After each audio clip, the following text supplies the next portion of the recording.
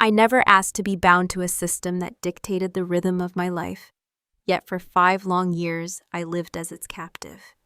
Every breath I took was tethered to Ryan Bennett, every fragile heartbeat extended only if he granted me the smallest fragments of affection.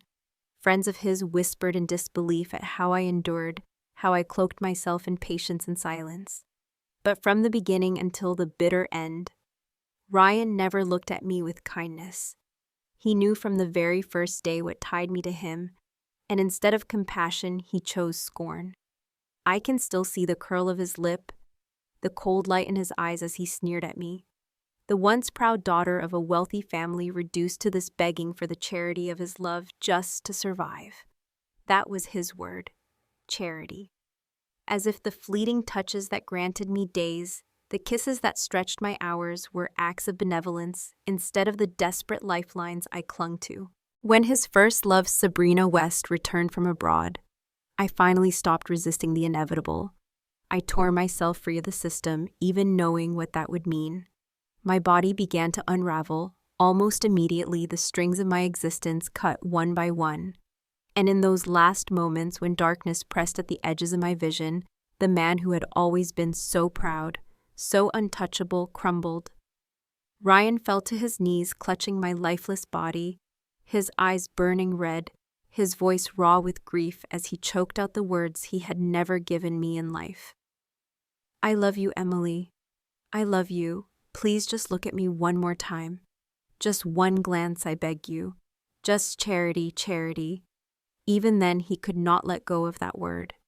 It was past 1 in the morning, and Ryan had still not come home. The living room was shrouded in shadows, the silence thick enough to suffocate me. I sat on the sofa, phone clutched in my trembling hand, staring at his number until my vision blurred. After what felt like an eternity of hesitation, I pressed call. The ringing stretched on every second, another drop of acid against my nerves, until at last his voice came through, sharp with ridicule. "What's wrong? Can't live without me for a few hours." My palm tightened around the phone, the faint tremor in my fingers betraying the storm inside me. Since the day the system had claimed me, my survival had been tied to intimate moments with him. If he said he liked me, if he kissed me, if he stayed the night, I gained a little more time.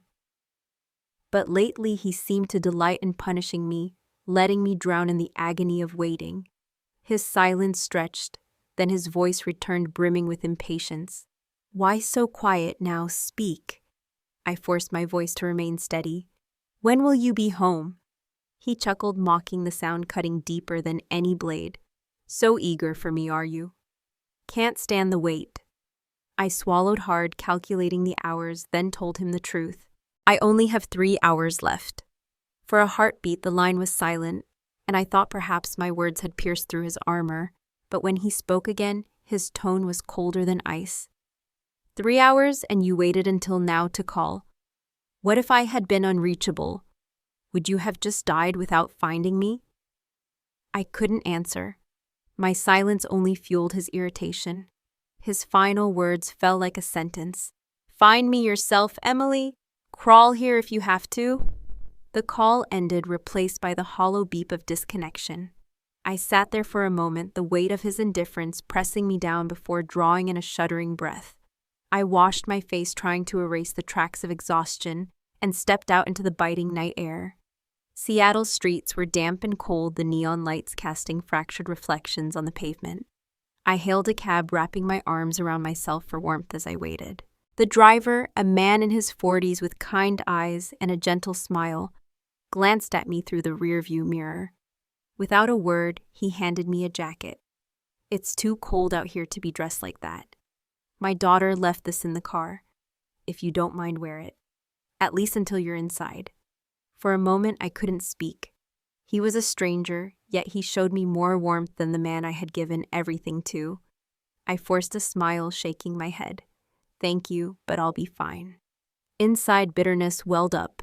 Ryan knew I would freeze in the outfit he had demanded I wear, and still he sent me out into the night. To him, it was a game, a way to exert control. The cab pulled up in front of a bar tucked into downtown Seattle. I pushed open the heavy door to the private room and was greeted by the haze of smoke and the din of laughter. But the moment I stepped inside, silence fell like a curtain. Every head turned toward me, eyes sharp with curiosity. One of Ryan's friends grinned broadly. "Hey, look who's here, the queen herself. Dressed to kill tonight, Emily." Another chimed in, laughter echoing off the walls. "Man, Ryan, you're one lucky bastard." And there he was. Ryan sat at the center, legs crossed, his posture, lazy yet commanding. His dark eyes locked on me, void of any warmth. A girl with a body sculpted to perfection leaned against his chest, her gaze dripping with feigned innocence. He didn't acknowledge the teasing, didn't deny the implications. His friend's laughter washed over him, but he remained a statue waiting for me to play my role. I knew what he wanted. He wanted me to step forward, to plead, to prove my place at his side. I took a breath, walked straight to him, and reached for his hand. My voice was soft pleading, though my heart screamed, "Let's go home, Ryan, please." Because I had learned long ago that pride had no place in this game. With him, lowering myself was the only strategy that worked. And after 5 years, humiliation had become a familiar companion. I only wanted the noise to stop, for both of us to be spared the endless exhaustion. If he would let go of me, I could finally let go of him. For a moment, I thought my gentleness had worked, because the sharp lines of Ryan Bennett's face softened. But then his lips curved into a mocking smile that cut through me. "Go home with you? Are you better than her in bed?" he asked, raising his brows as if challenging me, then pulling the woman in his arms closer.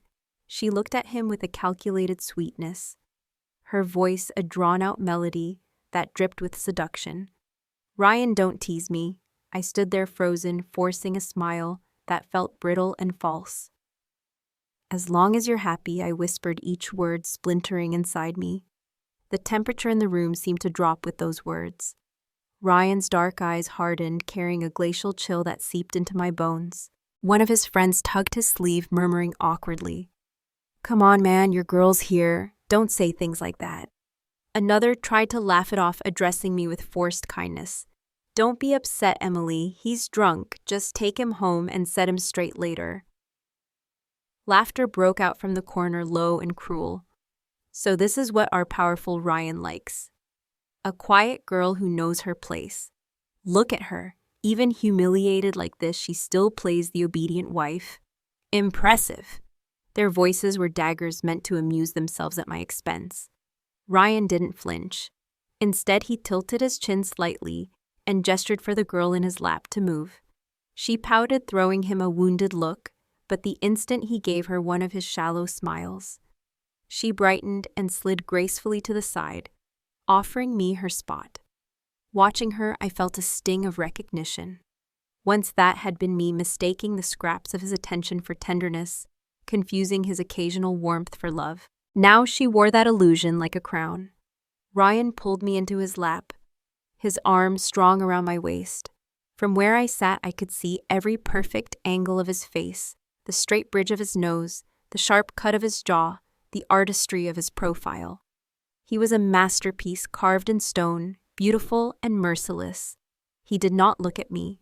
He only smiled faintly, a smile designed to ridicule. "You love me too much to be angry, don't you, Emily?" His tone was mocking, but for a brief moment when he finally glanced down at me, I caught a flicker of something else, something I couldn't name, a shadow that vanished before I could hold on to it. I stroked his cheek gently the way he wanted me to and whispered, "How could I ever be angry with you?" The room shifted. His friend stared, surprised by how far I bent, how easily I gave him what he demanded. To them I must have seemed pathetic, a woman who worshipped a man, even as he humiliated her. My words must have sounded hollow, but they pleased him. Or at least I thought they did. Ryan's smile widened, but the edges were sharp. "Of course you can't be angry. There's nothing to be angry about if you don't matter enough, right?" His voice was smooth, but beneath it, I heard the grind of his teeth, the strain of restraint. He leaned down, then his breath hot against the side of my neck. Each syllable was deliberate, searing into my skin. "It doesn't matter, Emily. You love me more than anyone. Without me, you wouldn't survive. He wasn't wrong. The system bound me to him with invisible chains. If he didn't declare his love, if he didn't give me what it demanded, the system would erase me. That was the rule I had lived under for 5 long years. Ryan never once said the words I needed. He never gave me certainty. He left me suspended in an endless limbo, cruelly aware that my life dangled from his indifference. I had always wondered if he hated me, if there was something about my presence that sickened him. Yet the truth was simpler and crueler. I had never done anything to hurt him. In fact, long before the system shackled me to him, I had already loved him. That love had been real, raw, and willingly given. The others in the room didn't know that. They only saw a pitiful woman clinging to a man who mocked her, a woman who endured humiliation with the docility of a widow in mourning. Their eyes filled with pity, as though I was a relic from a time when women had no choices. I should have felt insulted, but instead, I laughed softly at the absurdity of it. One of Ryan's friends even raised a thumb at me as if congratulating me on my performance.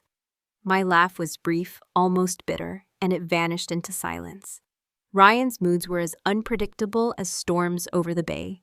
No one ever knew what might provoke his fury. Sometimes even the smallest thing, my smile, my hesitation, could ignite his temper. I felt the shift in him even before he moved the stillness of a predator about to strike.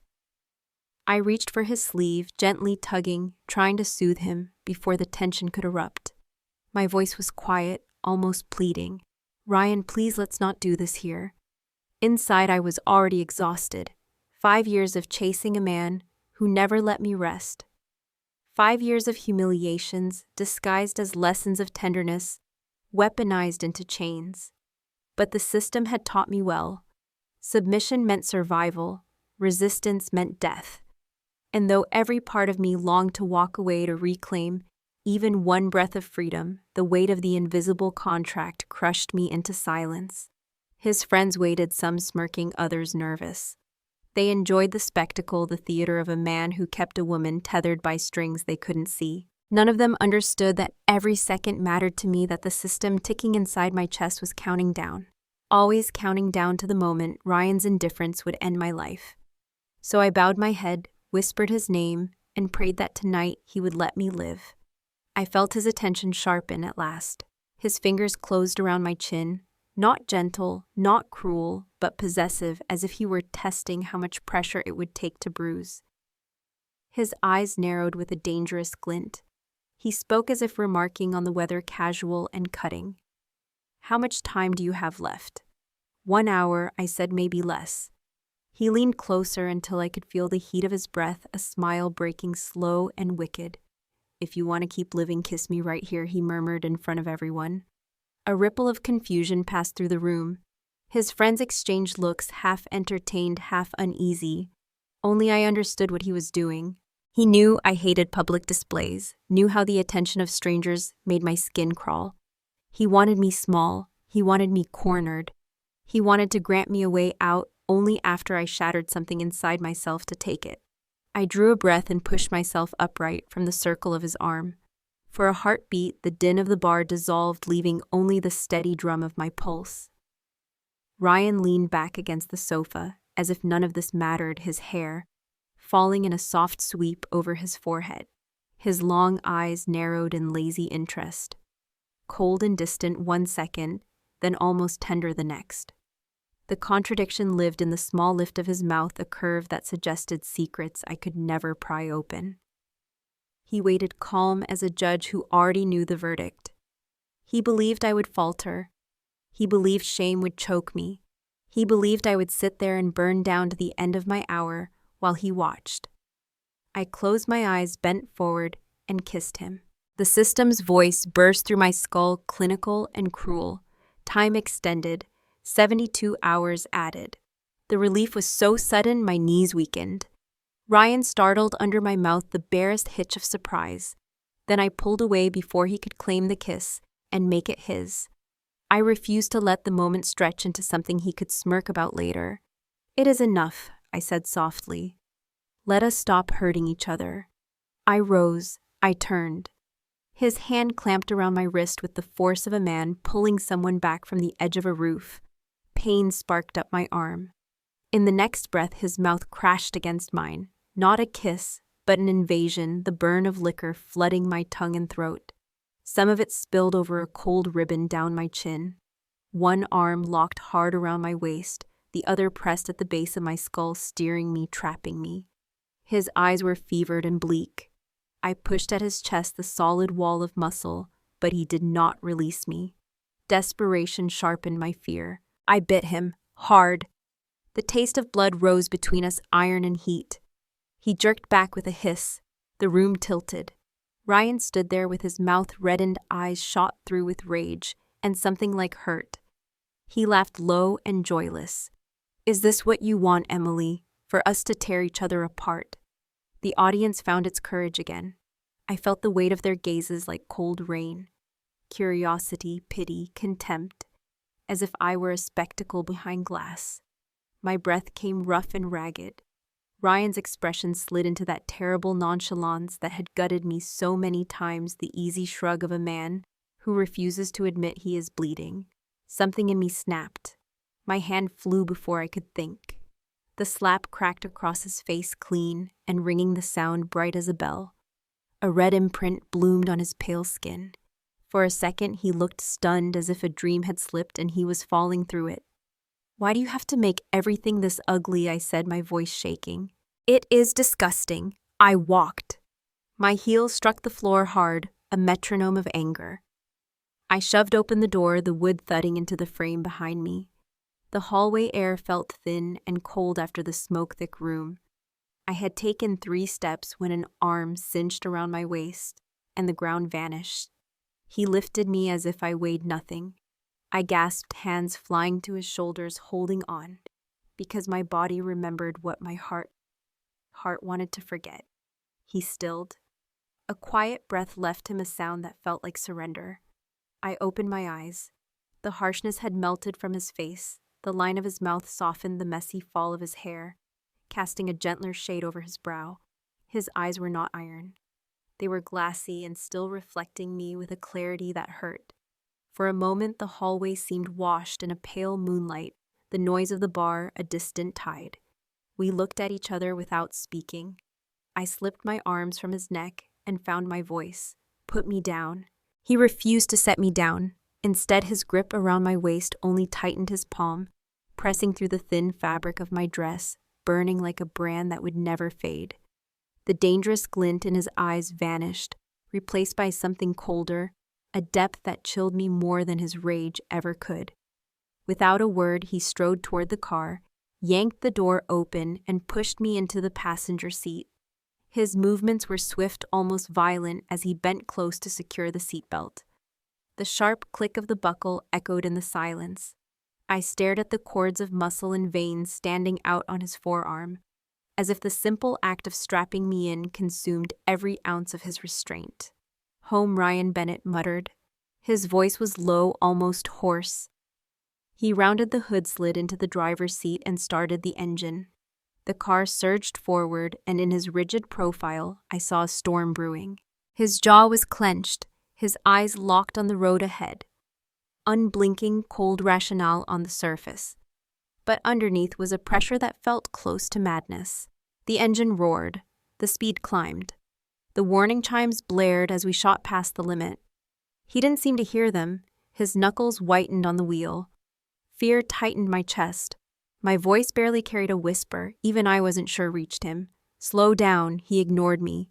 My teeth ground together. I sat upright, raised my voice until it broke. "Ryan Bennett, slow down. You're driving too fast. It's dangerous." My words tumbled into a scream. "I don't want to die." The world lurched. The brakes slammed. My body jolted forward, the seatbelt locking hard across my chest, the pain stealing my breath. Red light flared ahead. Ryan sat in shadow, half his face swallowed by darkness. His voice came quiet, deliberate. "You don't want to die. If you did, you wouldn't still be here with me. Isn't that right?" I lowered my eyes to his hands, gripping the wheel. The tendons stood out like carved lines, the tips of his fingers flushed red against the pale strain of his knuckles. The air thickened heavy enough to smother.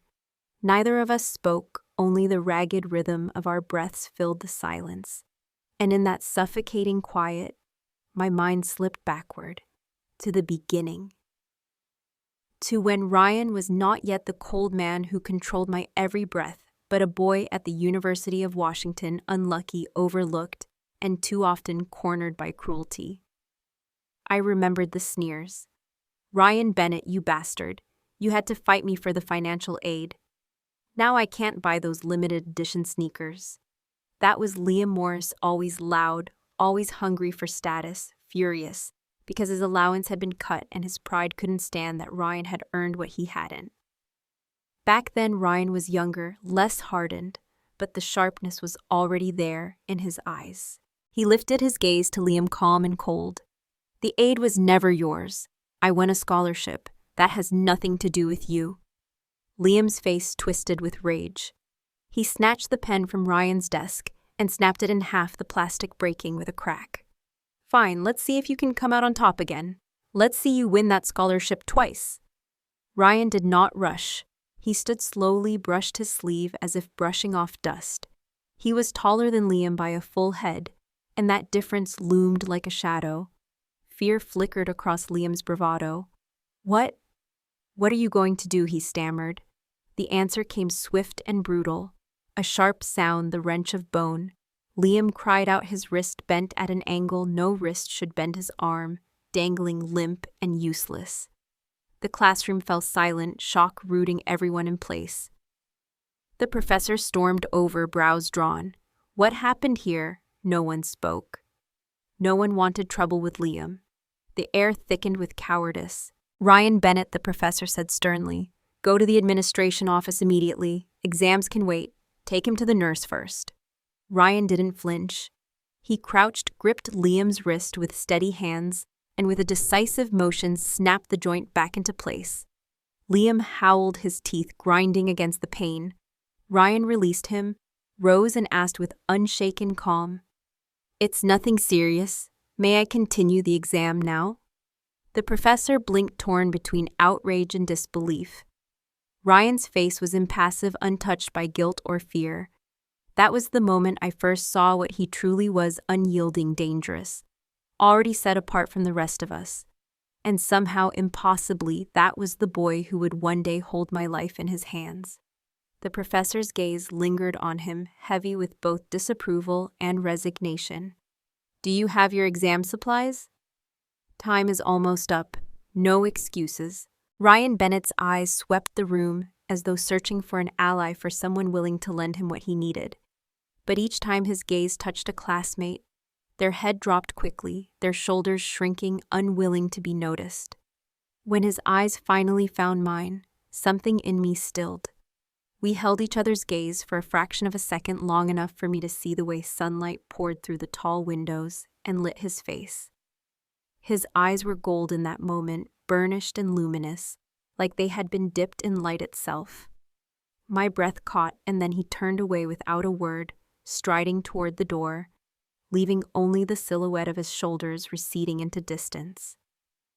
Panic rose inside me, sharp and unreasoned, as if something vital was slipping from my grasp. Before I realized it, I leapt to my feet, seized the pen on my desk, and hurled it toward him. It struck the back of his head with a dull thud. Ryan paused, turned slowly, and caught the pen with graceful ease. His eyes flickered with mockery, but his lips curved faintly. "Little rabbit, what are you trying to say?" My tongue tangled. Heat flushed my cheeks. I have an extra set," I stammered, fumbling as I pulled the spare exam kit from my bag. My hands trembled as I held it out. He stepped closer, took it from me, and this time, his smile softened, genuine and unguarded. "Thank you." From that day, the distance between us shrank. Ryan was brilliant, his certificates and awards stacking so high they looked like useless piles of paper, proof of his relentless excellence. When he launched his first project, I pleaded with my father to invest, and from then on, I chased him with everything I had, my heart swelling with sweetness and hunger. I believed foolishly that I was special to him. Sometimes he would glance back, a fleeting smile, tugging his lips, a softness that undid me. During our junior year, he pressed a few chocolates into my hand, wrapped in plain white paper he had folded into the shape of a rabbit. He ruffled my hair carelessly, his voice low. "Today marks a year since you threw me that pen." I tucked those chocolates into my coat pocket as if they were treasure too precious to eat. I forgot, though, that chocolate melts. Days later, as I wiped down the classroom board, a classmate asked to borrow my student ID. Distracted, I told him to check my pocket. As he rummaged, his voice carried an edge of curiosity. "Emily, do you really like Ryan Bennett? He's brilliant, sure, but your families don't match. Everyone knows your parents already picked Michael Reed for you. He's the better fit." The name sparked irritation inside me. I turned to deny it, but before I could, my classmate muttered, "Oh, what's this sticky mess, black and gross? Let me throw it away for you." Still tangled in thoughts of duty and arranged futures, I answered without care, "Go ahead." And then horror crashed into me. My head snapped up. "Wait!" The words stuck in my throat. My chest tightened. For there, leaning casually against the wall near the back door, was Ryan. His arms were folded, one leg crossed over the other, his gaze fixed on the ground, sharp enough to pierce through me. I had no idea how long he had been standing there. The cloth in my hand slipped to the floor with a soft thud. He lifted his head, his face void of expression. Without a word, he turned and walked away. Panic surged. I ran after him, my breaths ragged, my chest aching as I fought to close the distance between us. "Ryan, wait, please, I can explain." He stopped. Slowly he turned, and the depth of his eyes nearly swallowed me whole. Explain what? His voice was cool, stripped of warmth. I reached for his sleeve, desperate, about to speak, when another voice pierced the air, cold and inhuman. "Executor Emily Collins. Mission conquer target Ryan Bennett. Failure to make the target fall in love will result in termination." The words reverberated inside my skull, cruel and metallic. To assess progress, executor must engage in intimate activity with the target to extend life duration. No intimacy detected. Remaining time 0. Pain speared through my chest, sharp and suffocating, as though invisible hands squeezed my lungs shut. I staggered, unable to breathe, the world tilting into shadow, while his eyes bored into mine, unaware of the war consuming me from within. My entire body stiffened, my lungs clattering inside me like a broken pump, straining yet failing to pull in air. My vision blurred, consciousness slipping away, and just as despair closed in, his lips pressed against mine. Warmth surged through me, a rush of life spilling into my veins, as if I had been yanked back from the edge of death itself. Though my mind still reeled, the suffocating weight vanished. My body softened into ease, and instinct overruled thought. I responded, sinking into the kiss. For a brief heartbeat, Ryan Bennett froze, then his arms locked more firmly around me, refusing to let go. A voice hummed through my mind, mechanical and merciless. "Kiss detected. Life extended by 3 days. Executor is encouraged to complete mission swiftly." Then silence, and when we broke apart, the air hung heavy between us. My lips parted, yet no words came. Ryan was the first to speak, his tone light and distant. What were you going to say? Before I had just staggered back from the precipice of death, but his coolness ripped open every bruise in my heart. Tears pricked at the edges of my eyes. My voice was barely more than a whisper. "It isn't like they say, I love you." His head tilted, his gaze climbing upward, as though listening for that same unseen voice. Then he lowered his eyes to mine and murmured, "You love me." His hand caught my chin, holding it steady. His expression was unreadable. "Then prove it. Eat all the chocolate you threw away." Shame burned through me as I dug through the trash and retrieved the little rabbit-wrapped chocolates. One by one, I unwrapped them and placed them in my mouth. The taste was bitter, acrid, like something rotten. It clawed at my chest, twisting pain into my stomach. Ryan stood beside me, watching with a crooked smile, cruel and playful. Look at you, the pampered heiress, forced to rely on my so-called charity to keep breathing. My hands shook so hard the chocolate nearly slipped from my grasp. His mockery cut deeper than knives, but I forced myself to keep eating, swallowing each melted piece, as if it were penance. When I lifted the last one, his hand struck suddenly, knocking it from my fingers. His palms clamped down on my shoulders, his eyes flaring red with fury and anguish. "You hate chocolate. Why torture yourself?" His voice cracked with ragged anger. "Home," he muttered darkly, as the car rolled to a stop. He was out of his seat in an instant, hauling me into his arms again, carrying me through the doorway, as if I weighed nothing. My protest fell useless against the strength of his hold. I writhed, tried to push free, but he only gripped me harder. His breath ragged, his eyes unreadable. Ignoring every word I said, he kicked the door open and flung me onto the bed. His tie hung loose around his neck. His shirt rumpled, his jaw tight with exhaustion and frustration. He leaned over me, his shadow falling across my body, his voice rasping near my ear. "Put you down, put you down." He repeated it again and again like a chant, like a curse. The more he whispered, the darker his gaze became, his eyes burning as though they might tear the world apart. "Put you down. Is that what you want? To leave me? If you want to keep living, then love me, conquer me. Don't think you can just kiss me, extend your time, and walk away. Am I only your tool for survival?" His voice rose, breaking the mask, slipping to reveal the torment beneath. "Emily Collins, you are cruel." His face, usually composed and precise, contorted with anguish. A wounded lion roaring from the pit of his chest. His hand on the mattress trembled violently, his whole frame shuddering with exhaustion. My throat ached with words that refused to form. Why did he believe this? For 5 years I had bled myself dry, trying to reach him. For 6 years I had loved him until it hollowed me out. My hands shook, but I forced them upward, cupping his face, pulling him close enough to breathe the same fractured air. "I love you," I whispered. For an instant something flickered in his eyes, a spark of softness, but he smothered it quickly. His gaze slid away, his tone dropping to ice. "To stay alive, you'll say anything to please me." His hand clamped around my chin, the grip cutting like steel. "Don't look at me with pity. You're the one being pitied, Emily. You're the one living on charity." Then his lips crushed against mine in a kiss.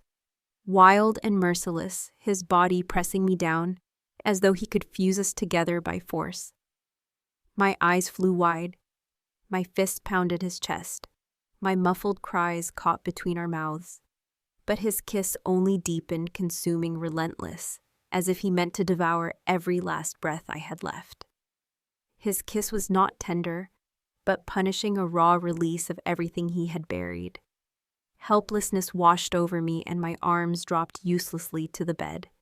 From the corner of my eye, a single tear slid down, tracing a cold line until it fell onto his lips. He froze. Abruptly, he pulled away, his chest heaving as though something inside him had cracked. He looked around, then back at me, expression shifting into one of sudden recognition. His fists clenched, and he drove them into the wall, the sound a hollow thud. "Pathetic," he muttered. I could not tell if he was condemning me or cursing himself. His laugh was low and bitter, his shoulders slumping as though the weight of the world had finally pressed him into defeat. For one fleeting instant, Ryan Bennett looked like the loneliest man alive. That broken smile cut through me like a blade slicing straight into my chest. In the darkness, I reached for him, my fingers trembling as they brushed his brow, smoothed across his tired face. He did not move. He did not resist. He simply let me touch him as though he no longer had the strength to refuse. I pressed a soft kiss to his lips. His breath hitched, his heartbeat faltered, stumbling out of rhythm. I leaned into his chest, my own breath unsteady, and whispered as though confessing in a dream, "Yes, I want to live. Life is beautiful.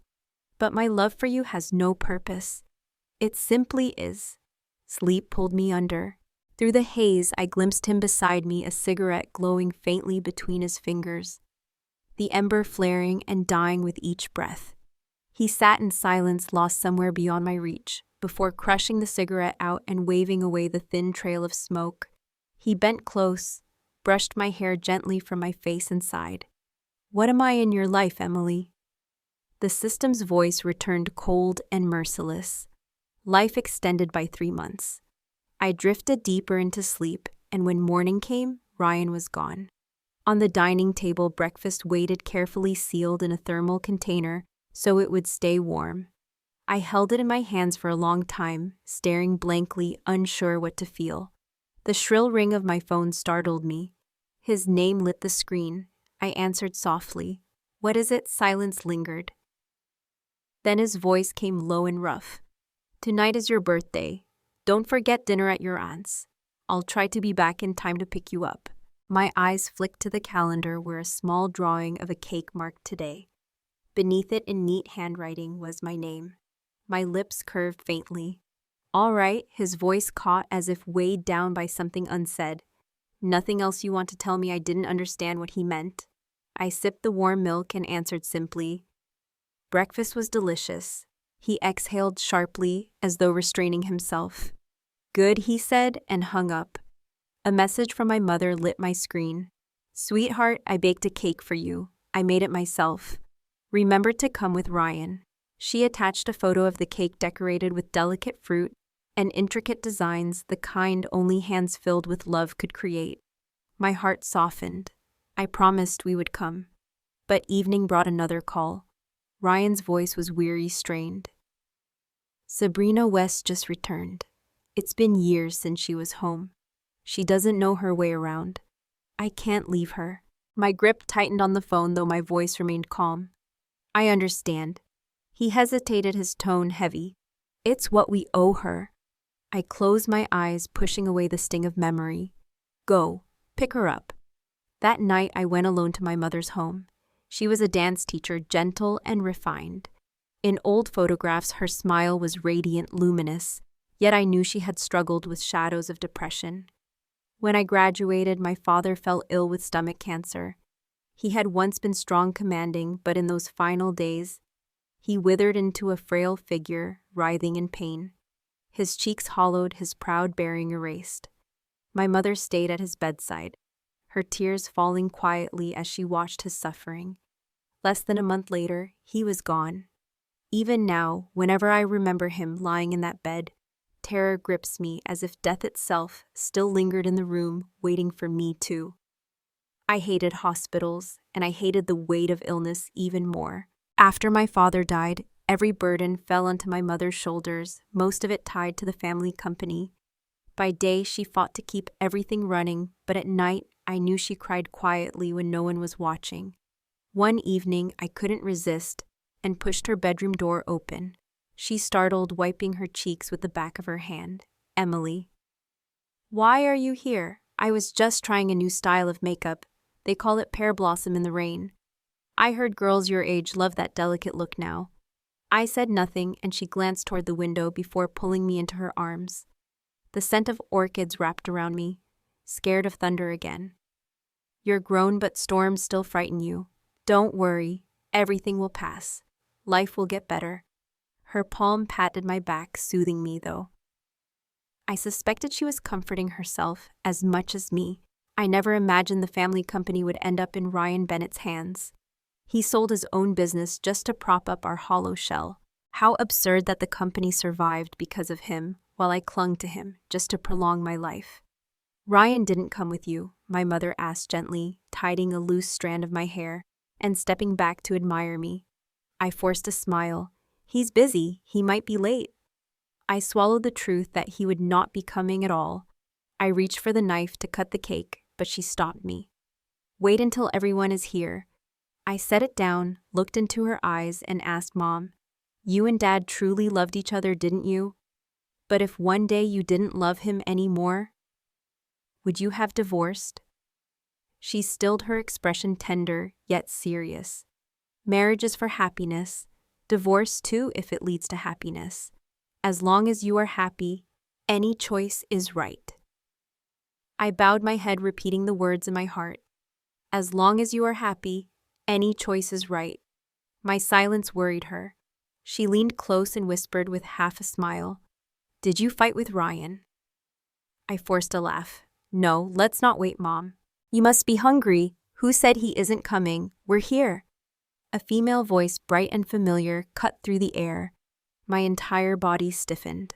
Sabrina West. She was a year ahead of us in college, once a student council leader. Back in sophomore year, when Ryan suffered the worst of the bullying, she had already earned a reputation for stepping into fights without hesitation. I remembered that day vividly. Ryan was cornered in a narrow alley by a group of boys who hurled insults as they swung their fists. "Pretty boy, you should be grateful I even let you breathe near me." "Don't act so high and mighty." Ryan sneered, his foot slamming into the red-haired thug who lunged at him. His eyes blazed sharp as a wolf's. Blood trickled from his lip, but he didn't falter, still holding his ground despite the bruises covering him.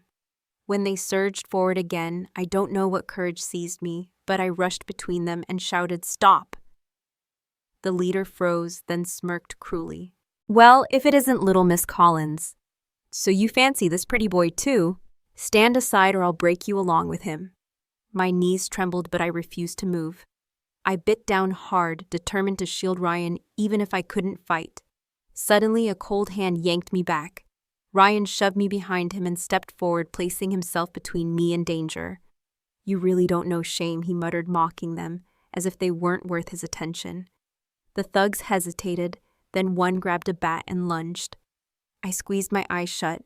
A scream tore through the air. "Sabrina West, you bastard! We'll get you next time."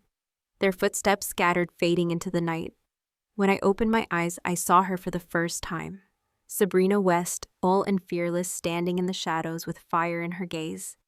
She had a heart-shaped face, pale skin, smooth as porcelain, and eyes that shimmered like the clearest water. If not for the wooden stick balanced casually across her shoulder, anyone would have mistaken her for a gentle, graceful older sister. Sabrina West smiled brightly as she reached down and pulled me to my feet. "Little sister, are you all right?" The campus security here is useless, letting outsiders slip in so easily.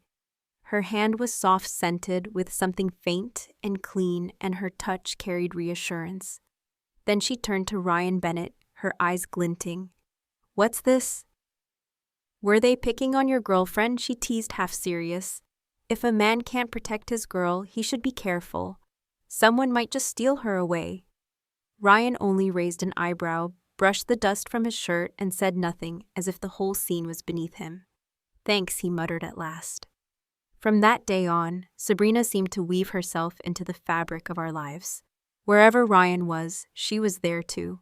When professors made competitions unfairly difficult for him, Sabrina was the one who smoothed things over. When someone tried to tamper with his scholarship application, she fought tooth and nail for him. She was everywhere, on the track at night, in the library, every afternoon. I watched her dance in a red dress under the lights of the gymnasium, her movements fluid, her hair swinging like fire as the crowd roared with applause. In the library, sunlight bathed her profile until she seemed almost untouchable, her ponytail catching the glow, her skin bright and pure. Sitting behind her, I even noticed the fine golden hairs at the nape of her neck, delicate as silk. She radiated life and strength. But that same ponytail, always tied high with energy, became the weapon others used against her. I later learned what happened the night she was assaulted. Ryan had been in the building late, trapped by a lab session. The hallways were nearly deserted. Passing by a restroom, he heard noise and rapped sharply on the door. "Is someone in there?" His tone was cold, suspicious. The sounds inside ceased instantly. He was about to kick the door open when my call came through. "Ryan, help me," I sobbed. It was the third day since the system had bound me to him, the last day it promised me life. He abandoned the restroom and ran to me. By the next morning, news of Sabrina's assault had spread. She went straight to the police, and the attacker was dragged out in handcuffs, still screaming. "You slut, you dress like that, dancing around, what did you think would happen? Pretend to be pure all you want, but you're ruined now. Who would want you?" He spat on the ground, eyes wild, sneering with triumph. Sabrina faced him in the morning light, her figure serene, almost angelic. She slapped him hard, once twice with all the force in her small frame. The Qing dynasty's been gone for 100 years, and your mind is still stuck there. Clothing is my choice. A dance dress is not an invitation. Only your eyes are dirty. My body and my soul remain clean, and you'll never soil them with your cheap morality. The crowd hushed. I stood with Ryan, and his hand tightened on my shoulder. I felt the tremor running through him, the storm he would never show. When the police dragged the man away, Sabrina turned and smiled at us, dazzling, as though the confrontation had never happened. Last night you recognized my voice, didn't you? Sorry about that. Ryan lowered his head, his voice clipped and unreadable. No need to apologize. She laughed, a bright sound that rang against the quiet. What are you saying? I already know. Emily fainted alone last night. If she hadn't called you, who knows what might have happened. You owe her your life. Shouldn't you repay her somehow? I can get a cab by myself, I said, quickly embarrassed. Sabrina leaned closer to Ryan, her smile sharp, teasing. Remember what I told you, Ryan. If you don't value your girlfriend, you'll lose her to me. She pulled me lightly into her arms, winking at me with mischief, while her grin challenged him outright. Heat rose in my cheeks, and I dared a glance at her. She only winked again, playful and bold, while Ryan's silence pressed heavy between us. Smile for me, sweetheart. Ryan Bennett's voice cut through the tension, brittle and sharp. He seemed unable to stomach the easy intimacy between me and Sabrina West. He stepped forward suddenly, pulling me against him in a hard embrace, holding me as though to stake a claim. No one can take Emily from me. She can't leave my side. His tone softened but weighed heavy. But I still owe you. Before he could continue, Sabrina interrupted with cool finality. You don't owe me anything. That's the past. What you should ask yourself is whether you've truly valued Emily all these years. The air grew thick. Ryan said nothing more. I quickly slipped free of his arms and caught Sabrina's hand. Vivi, we're fine. Really, her smile returned gentle, as if the confrontation had never happened. I don't believe that. Look at you, you've grown so thin. Just then, my mother entered with a plate of fruit, her voice warm and teasing. I keep telling her to eat more, but she won't listen. Now even her friends are saying she's too skinny. Dinner passed quietly. By the time I looked outside, the night was deep. Ryan should take you home. It's not safe this late, my mother urged. Sabrina leaned back in her chair, rubbing her stomach with a laugh. Let him carry my bags downstairs. My place is close by. Emily and I can walk home together, work off the meal. Her sparkling gaze left me no room to refuse. On the street we walked in silence, her voice occasionally breaking into song, soft and carefree. I glanced back at Ryan's car disappearing into the darkness, and a heaviness settled over me. 6 years of loving him. 5 years of clinging to him just to survive. It all came rushing back. Vivi, I asked quietly, is there any reason you choose to keep living? She thought for a moment. If I weren't here, someone would be sad. Isn't that enough? My mother's face flashed in my mind, her eyes red and weary. She had always said happiness was what mattered most, no matter the path I chose. I whispered, but why should living or dying depend on someone else's feelings? Sabrina studied me with surprise, then ruffled my hair with a half smile. Then die. My heart stopped. But a second later she laughed, her hand gripping my shoulder firmly. No, you have to live, no matter what you keep going. Do you understand? I smiled faintly and nodded, though my eyes trailed once more toward the place Ryan had vanished.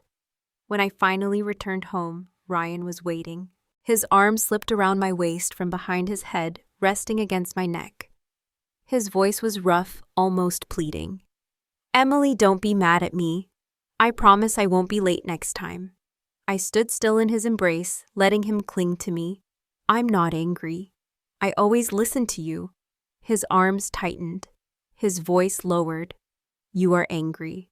I tilted my head slightly. Yes, Ryan, I'm angry that you were late. Something in him eased. He nuzzled into my shoulder, murmuring, then I'll take the punishment. A laugh slipped from me despite myself. Punishment? He looked utterly serious. The sight made me nervous.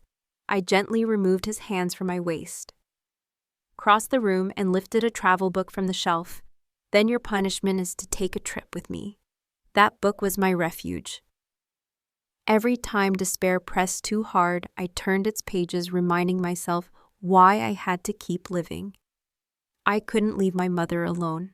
I had never seen snow on Mount Rainier, never walked beside Lake Chelan, never owned a cat of my own. There were too many things undone, too many reasons not to die. Sabrina's words echoed in my head. Do everything you want, everything you need, and only then decide what comes next. 3 months stretched before me. Enough time. Ryan's mouth curved in a faint smile. All right. He leaned down, intent on kissing me, but I turned my head away. His face darkened instantly, frost filling his eyes. Alarmed, I looped my arms around his neck and smiled up at him. I'm tired. Will you take me to bed like a child?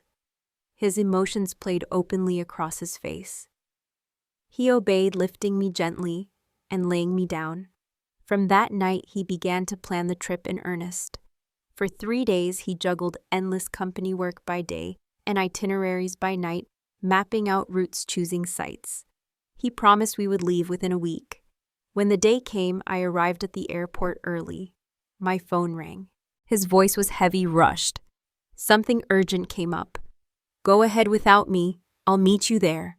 I waited. I hoped. But he never came.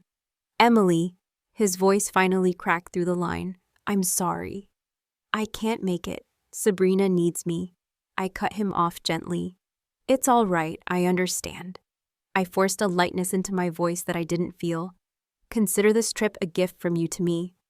When I come back, I'll tell you all about the beautiful things I've seen. On the other end of the line, Ryan Bennett said nothing. I didn't wait for his reply. All right then, I'll hang up now. And I did. That was how I ended up in Canada, standing under trees aflame with red and gold, the crisp autumn air sharp against my skin. Locals smiled at me, calling me the Eastern Beauty, and I smiled back, though my heart ached. A few days later, Ryan texted to ask if I was still in Canada. I answered simply yes, and that I was staying at the very hotel he had booked. Then I left the message unanswered, no more words offered. What I didn't expect was to run into Michael Reed. He was a year older, and our families had been close. We had grown up together, and once our parents dreamed we would marry. I refused, and he left for medical school overseas. Now he stood before me in a dark sweater with the sleeves pushed to his elbows. His pale wrists exposed a gold-rimmed pair of glasses perched on his nose. He smiled with the same warmth I remembered from childhood, and suddenly the chill wind didn't feel so bitter. Emily, he said, eyes bright. Since when did we become so distant? He pulled a scarf from his pocket and stepped closer, intent on wrapping it around me. Instinctively, I stepped back. A flicker of hurt passed over his face before he smiled again and handed it to me.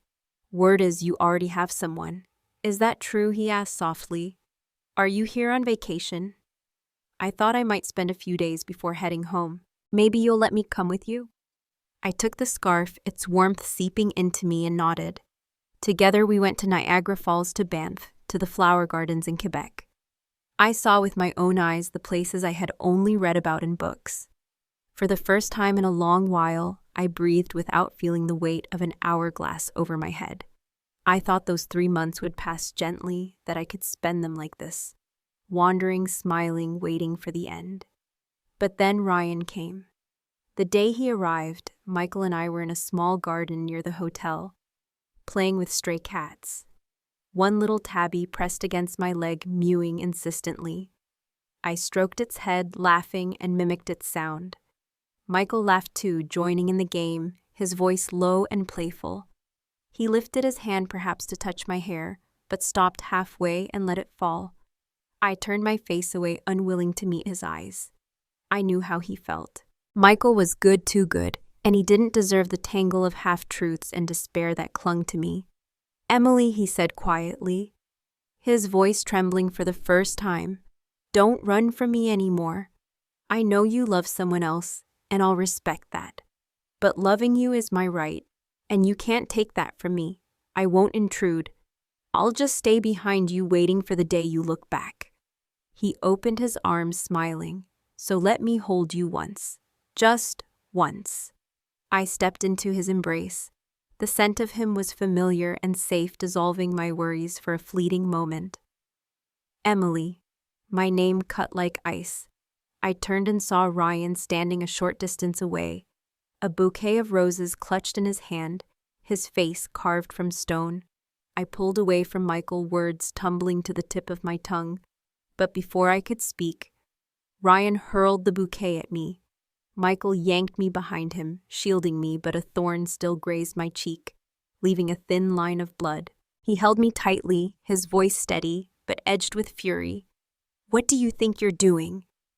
Ryan didn't answer. His fist clenched, then, in a sudden blur, his punch landed squarely on Michael's face. "Get out of my way."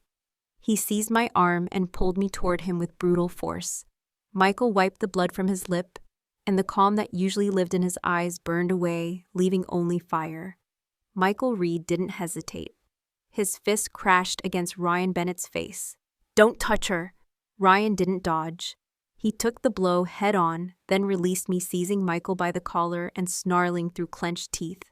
"Who are you to say that?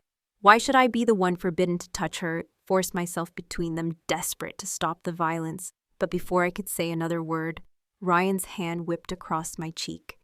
The slap was sharp and sudden, my vision blurring as pain burst across my skin. Michael caught me before I fell. His normally calm face blazed with fury. "Are you out of your mind?" he roared. I lifted my head toward Ryan, his eyes wide in panic, flashing through them as he saw the mark on my face. He reached for me. "Emily, no. I didn't mean, please come home with me." I pulled back, clutching Michael's sleeve, and looked straight into Ryan's eyes. My voice trembled, but I forced the words out. "Do you love Sabrina West?" He froze, stunned by the question. His mouth moved unsteady. "We owe her. The dam inside me broke. No." She said it herself. We don't owe her anything, and neither do you. You've never been able to tell the difference between what you feel for me and what you feel for her. Please just let me go. Let me be free." My fist pounded against his chest, every strike carrying years of humiliation and grief. "I loved you for 6 years, chased you for 5. And what have you given me? Do you think this twisted, broken version of love is enough to keep me alive? No. I need respect, freedom, care, not this cage you've built around me." Ryan's brows drew together as though he couldn't comprehend. "It was just this trip that was delayed. I admit I was late, but I came, didn't I? And when Sabrina was in danger, could I really just walk away? Don't be unreasonable. Listen to me, Emily. Come home." I wrenched free, my voice icy. "Home. There is no home left for us." His face drained of color, his eyes red with anger and desperation burned into me. He jabbed a finger toward Michael. "No home with me? Then have you built a new one with him, Emily?" "I've changed. Tell me, what does he have that I don't? You accuse me of confusing my feelings for Sabrina, but what about you? Have you ever truly let Michael go? Have you ever given me all of your heart?" His grip crushed my shoulders until pain shot through me. Bitterness rose in my throat. "So this is what you believe of me? How pathetic. Ryan Bennett, you're nothing but a coward hiding behind arrogance and pride, and you've only ever left me wounded." Michael stepped forward, shoving Ryan's hands off me. His gaze locked with Ryan's, steady and cutting. "You're not worth her tears. I see clearly how she feels. Why must you torture her like this?" I leaned weakly into Michael's shoulder, whispering. "Ryan, go." Ryan's eyes turned to ice. His voice, low and shaking with rage, sliced through me. "Emily Collins, do you even know what you're saying?" I closed my eyes, refusing to answer. He gave a cruel smile. "Fine. 2 months, isn't it? That's what you have left. I'll wait. I'll wait until you come crawling back to me." I didn't look at him, but I knew what his smile must have been, twisted, merciless. A small broken laugh escaped my lips. There was nothing left to search for. His footsteps receded into the night. Michael's hand wrapped around mine, warm and steady. I touched the bruise on his lip, whispering, "I'm sorry." He pressed his forehead to mine, his palm patting my back gently, wordlessly promising comfort. We returned to the States. Michael quietly arranged an apartment for me, but I knew it didn't matter. I had already decided to quit the game, to give up the mission. The system's cold voice echoed in my mind. "Executor, do you confirm the termination of your strategy?" I sat on the sofa, my voice calm. "Yes. The strategy has failed. Time remaining 2 months. Immediate deletion impossible. Executor has chosen to abandon mission. System will disengage. However, cancer cells in the executor's body will now be activated." The words settled over me like a final sentence. My life, once measured in stolen days, now ticked away in the relentless silence of a terminal clock. When the system's voice faded, leaving its cold decree behind, my blood felt as if it had frozen in my veins.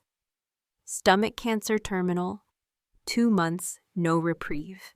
Rage tore through me, and I swore under my breath, but no curse could fight back the tremors that shook my body. My father's gaunt face flashed in my mind. His frame so wasted I could hardly recognize him in those final days. The memory hollowed me out, and then the pain came violent and merciless, stealing my breath, until I fell into darkness. When I opened my eyes, I was in a hospital room, white walls pressing in on me. Michael Reed sat at my side, his head bent on the mattress, asleep in exhaustion. At the twitch of my fingers, he startled awake, dark circles etched deep beneath his eyes. He looked at me with a voice husky from weariness and grief. "You have stomach cancer, late stage, don't you?" I froze, unable to answer. How could I tell him this disease had only been forced into me days ago, a punishment from something no one else could see? His eyes carried a sorrow too deep for words. He gave a bitter smile, speaking softly as though trying to soothe me. "It's all right, Emily. We'll fight this. You'll live. We'll make sure of it." But the stark hospital walls only magnified my dread. The image of my father's frail body rushed back again. Terror gripped me, and I clung to Michael's shirt, shaking my head furiously. No, I don't want to stay here. Take me away anywhere, just not here." He didn't argue. He simply wrapped me in his arms and carried me back to his home. I had thought 2 months would be my limit, but even 3 days short of that mark, my body was collapsing. My hair fell in clumps. Food turned to bile no matter what I tried. The face in the mirror grew gaunt, my cheeks sunken. A stranger staring back at me. I couldn't bear to see my mother. I only called her, forcing brightness into my fading voice. "Why do you sound so weak?" she asked, worry threading every word. "It's just a cold, Mom." She hesitated. Then her tone shifted, brittle and searching. "Has Ryan been taking care of you?" I forced my voice even. "I'm at Michael's." There was a pause, long and heavy, then her sigh drifted through the receiver. "Take care of yourself, my daughter." Sabrina West came once, and I couldn't refuse her. Before she arrived, I painted my face with makeup layering blush to fake the color that illness had stolen. When she walked in, her eyes brimmed with pain, though she tried to mask it. "You're wasting away," she whispered, half in reproach, half in heartbreak. "Come back with me. I'll cook for you anything you like." I didn't answer. I avoided Ryan's name, but his shadow lingered everywhere. Michael would take my phone crush pills into water, hold me through every spasm of pain. Wrapped in his arms, I thought of how I had wronged no one in my life except him. He deserved more than being the shelter for someone who could never be healed. In my heart, I whispered a vow in another life I would never meet Ryan Bennett again. Whoever I loved then, it would be by my choice alone. When I died, my soul lingered, tethered by unfinished grief. On the first day, Ryan sat in his living room, clutching our photographs so tightly his knuckles turned white. He counted the hours aloud, certain I still had 3 days left to come back to him. On the second day, he paced endlessly through the house, eyes flicking to the door as if I might appear. On the third, he waited from dawn until nightfall, his frustration etched deep into his face. At 9 in the evening, he muttered to himself, hoarse and restless, "Emily, why haven't you come yet by 11? Madness swallowed him. He drove to Michael's house like a man possessed. When Michael opened the door dressed in black, his face was expressionless. Without a word, his fist shot forward, slamming into Ryan's jaw. Ryan didn't block. He absorbed the hit and asked flatly, "Where is Emily? I want to see her." Michael's breath came ragged as though that single punch had drained everything left in him. Ryan seized his collar, shouting, "Where is she?" "Tell me." Michael's eyes blazed. He yanked Ryan toward the car. "You want to see her? Fine. Come." They drove to the funeral home. My body lay in a crystal coffin waiting for burial the next morning.